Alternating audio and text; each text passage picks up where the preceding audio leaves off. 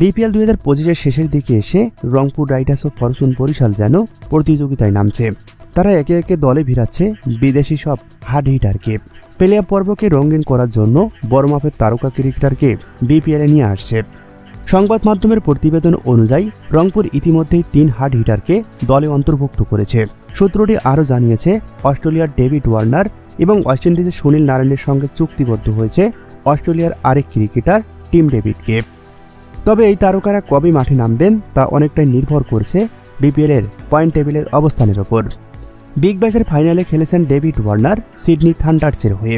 সেখানে ইতিমধ্যেই সম্পন্ন হয়েছে ফাইনাল ম্যাচ, যার ফলে ডেভিড ওয়ার্নারের বিপিএল খেলতে আর কোনো বাধা নেই। রংপুরের পরিকল্পনা অনুযায়ী প্লে অফ পর্বে ডেভিড ওয়ার্নার আর ফাইনালে সুনীল নারায়ণের কথা ভাবা হচ্ছে। তবে নারায়ণের আসার সম্ভাবনা অনেকটা নির্ভর করছে আবুধাবি টি-20-র উপর। সেখানে তার দল প্লে অফে পৌঁছালে সেক্ষেত্রে বিপিএলে আসার সম্ভাবনা অনেকটাই অনিশ্চিত হতে পারে। রংপুর রাইডার্সের পথেই হাঁটছেন ফরচুন বরিশালও। তাদের দলকে শক্তিশালী করার জন্য তারা বেশ তৎপর। যদিও আগে থেকে বেশ শক্তিশালী দল গঠন করেছে তামিম ইকবালের ফরচুন বরিশাল, তবে এবার তারা নিয়ে আসছেন নিউজিল্যান্ডের অ্যাডাম মেলনকে।